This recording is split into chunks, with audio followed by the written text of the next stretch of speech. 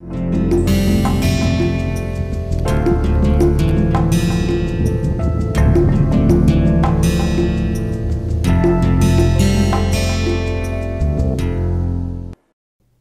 back to the lecture series in bioenergetics for life processes. So, today we are into the 10th lecture or the last lecture of the second week. So, this is our lecture 10, week 2, lecture 5, W2 L5. So, as I told you that we will be discussing some of the thermodynamic parameters. So, coming back where we left in the last class, I gave you the analogy of the box, and I told you that when the molecules inside out here are going through vibrational, rotational, spin and all sorts of motion, they generate a lot of heat, and that heat slowly get dissipated, and eventually at the end the system in concern lower down its energy. Now, we gave this concept that the change in energy is essentially the heat which is lost to the surrounding.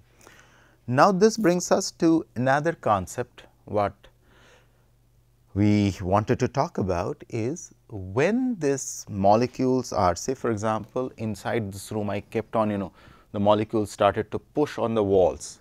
So, I am standing in a room. Okay. What will happen is it will generate a pressure on the walls of this room, okay, and it may even expand it. There may be a change in the volume. Okay. So, in other words, that kind of displacement could lead to some form of work could be achieved. Okay. So, let us put it here. So, this is the analogy I wanted to give you, and now let me put it down in the text. So, E can also change, or the energy can also change during a reaction due to work being done outside on the outside world. For example, suppose that there is a small increase in volume. Okay. If this is the original one and there is an increase in volume because of the pressure which is being created. So, a transient increase in volume, okay, something like a delta V change in volume during the reaction, since the walls of the box must push against a constant pressure. So, you have to keep the pressure constant in under a constant pressure in the surrounding in order to expand. This does work on the outside world and requires energy, and the energy used is P delta V. Okay, delta V is the change in the volume, which according to the first law must decrease the energy in the box, which is the concerned box is here. So, the energy of the box must decrease. Okay. One second, let me come back where I was. So, the energy of the box must decrease. In most reactions, the chemical bond energy is converted into chemical bond energy, which is CBE, which is chemical bond energy is converted into heat, both heat and work plus heat. All the chemical bond energy which is broken up is converted into work and heat, and enthalpy H is a composite function that includes both of these. So, H or enthalpy, if you remember in the last class I was talking to you about enthalpy. Enthalpy H is equal to E plus PV, and E, if you remember, E is equal to minus H, we have already talked about it, that is the heat which is lost. See the previous picture, delta E is equal to minus H. Okay. So, this is what we talked about, delta E is equal to minus H. From here that term is coming. To be rigorous, it is the change in enthalpy delta H in an enclosed system and not the change in energy that is equal to the heat transferred to the outside world during the reaction. Okay. So, the reactions in which H decreases reactions where H is decreasing, such system release heat. Wherever there is a decrease in enthalpy, it will release heat to the surrounding and are said to be exothermic. Okay. Similarly, the reaction where in which H increases absorbs heat from the surrounding, and the reverse reaction where are called the endothermic reaction. So, thus minus H is delta H. However, the volume change is negligible, and in most of the biological reactions, so the good approximations in you hardly see there is a huge change in the volume in the biological reaction. So, what you say is minus H is equal to delta H is equal to delta E. We do not take this term really into consideration in biological systems, because rarely you will see a change in the volume in the biological system. This is one fundamental concept what you have to keep in mind. Now, from here we will move on to the second law of thermodynamics. We have talked about the first law. Now, we will talk about the second law of thermodynamics. So, second law of thermodynamics could be very easily understood. So, if I tell you a situation, the second law of thermodynamics states that the system will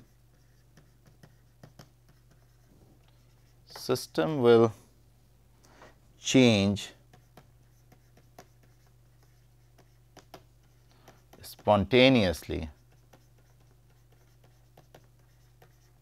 System will change spontaneously from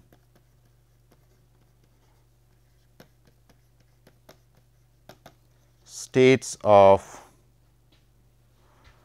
lower probability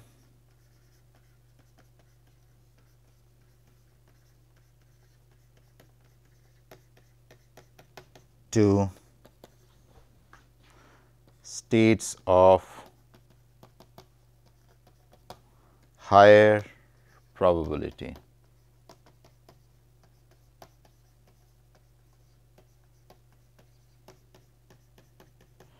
System will change spontaneously from state of lower probability to a state of higher probability. What does that mean? So, if you consider a container in which you have, say for example, you have 1000 coins. Okay. This is one of the analogies I like to give, and all are lying heads up. So, all have heads up, all are having heads. If the container is shaken, so you shake this whole container in multiple direction, subjecting the coin and the type of random motion that all molecules experience due to their frequent collision with each other molecules. So, you are considering each coin as the molecule. One will end up with about half of the coins oriented heads down. The reason for this reorientation is that there is only a single way in which the original state of the coin can be reinstated. Every coin must lie heads up, whereas there are many different ways, about 10 to the power 298 ways to achieve a state in which there is an equal mixture of heads and tails. In fact, there are more ways to achieve 50:50 state than to achieve any other state. Each state has a probability of occurrence that is proportional to the number of ways it can be realized. Now, since states of lower probability are said to be more ordered than the state of higher probability, the second law of thermodynamics can be restated. The universe constantly changes so as to become more disordered. So, what I essentially wanted to point out is, say for example, you have 1000 coins, as I mentioned. I am again reorienting this fact, all are head, and you shake the box. What are the chances that you may again get back all the 1000 coins as all heads? Most likelihood that is not going to happen. Most likelihood. This is a generic remark we make, over a cup of coffee you say, oh, there is hardly any chance you are going to get it. Hardly any chance, we say. You may get it, you may be very lucky. Most likely your possibilities are you may get 50% heads and 50% tails, as per the, if I go by the probability rules. So, that means In order to have that kind of orderliness of all 1000 heads, all 1000 tails, you have to do a trade-off, and the system is constantly heading for a chaos, and in between we create certain degree of order. What does that mean is, that is where I was trying to tell you about the book by Fritz of Capra, The Order Out of Chaos. It's a very old book and written by a fantastic physicist. You may love to read it. The concept, what I wanted to highlight or borrowed or kind of got inspired by it, is very simple. In this whole universe is as per the second law of thermodynamics, it is heading for a chaos. It is spreading out. It is becoming more chaotic. Yet, there are life forms which are evolving, which are extremely organized.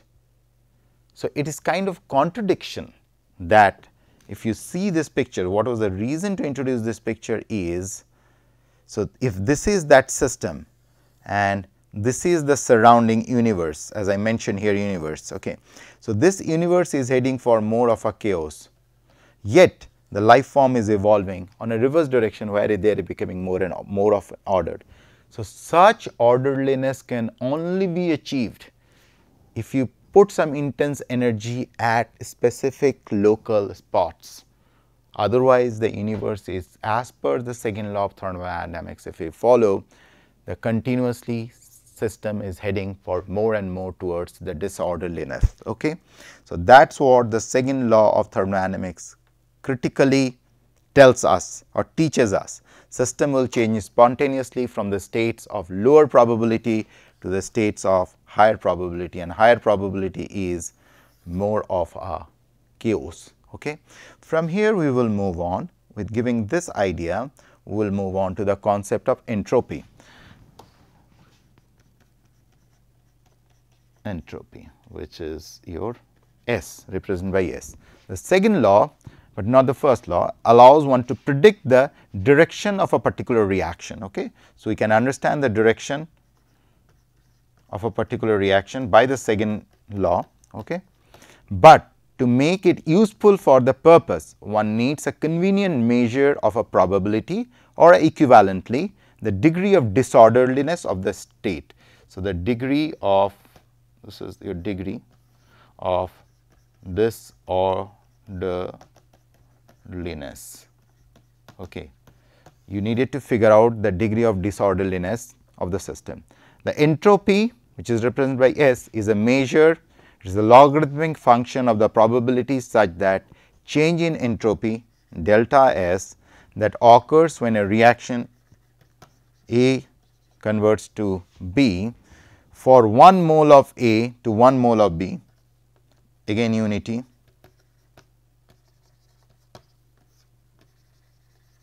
okay, is delta S or change in entropy is equal to R, the gas constant, natural log,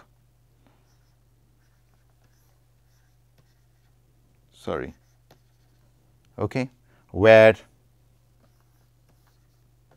these two terms are probabilities of two states A and B.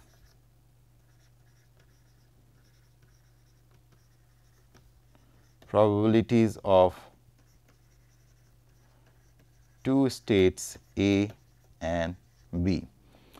Okay, and R is the gas constant, which is defined as 2 calorie per degree per mole. Okay. And delta is the measure of the entropy unit, EU. So, in this case, what we have just now mentioned about the 1000 coins, the relative probability of all heads state A versus half heads, which is half tails state B, is equal to the ratio of the number of different ways that two results can be obtained. One can calculate that rho A, or this one, which is all head, which is 1, and rho B, which is this value, which is 1000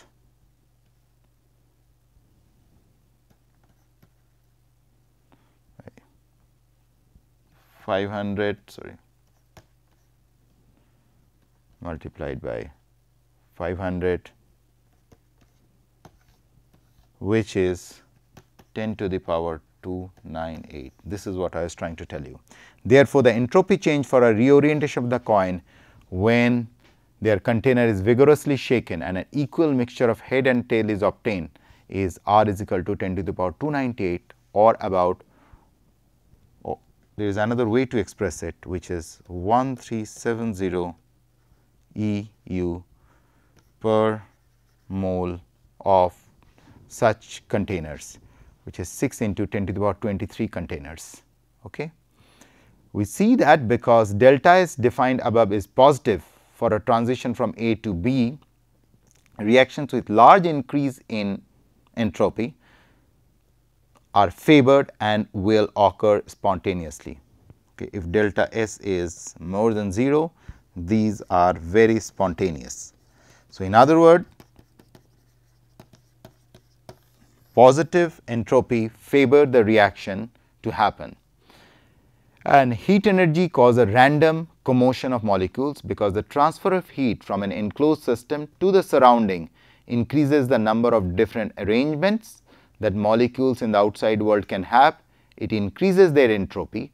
It can be shown that the release of a fixed quantity of heat energy has a great disordering effect at low temperature than at high temperature, and that value of delta S for the surrounding as defined as delta S of the C, which is the surrounding, is precisely equal to the amount of heat transferred to the surrounding from the system divided by the absolute temperature.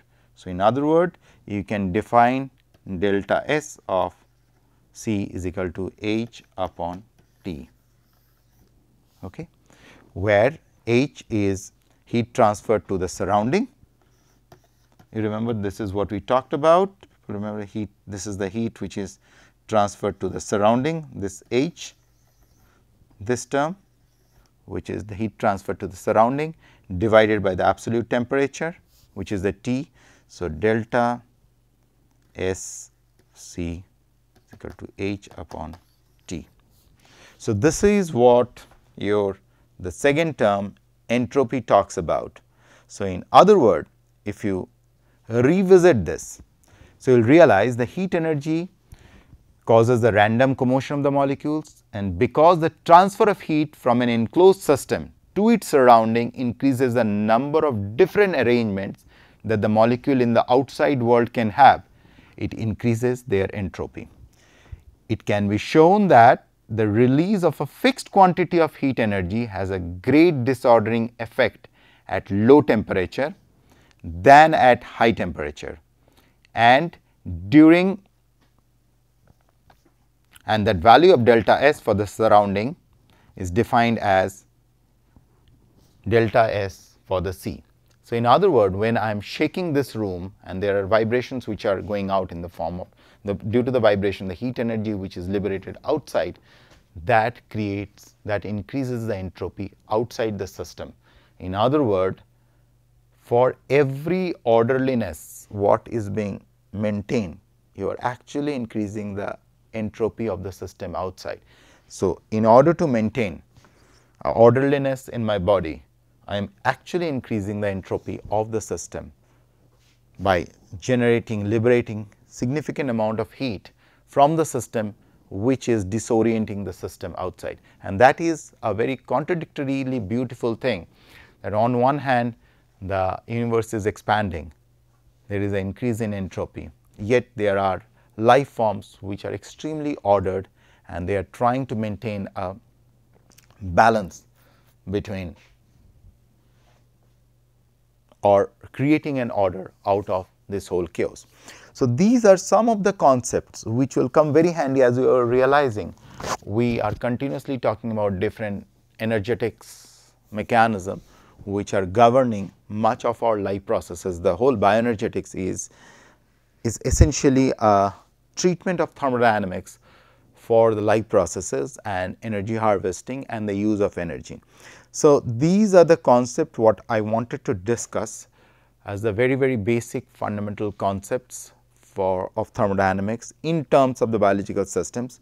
We will look more into it as we will talk a little bit more in our subsequent classes about the Gibbs free energy and correlating it with entropy and enthalpy.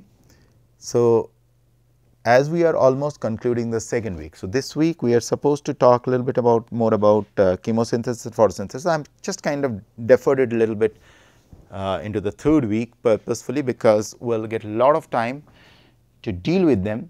But what is essential is that we understand these basic concepts. Whenever I will be writing delta G or delta H or delta S, you should be clear that what I am trying to do. And please follow this lecture. So, I really could not draw a whole lot here. You have to really get the concepts very clear. So, listen to the stuff what I have talked today, that will kind of help you to formalize your understanding about basic understanding about enthalpy and entropy and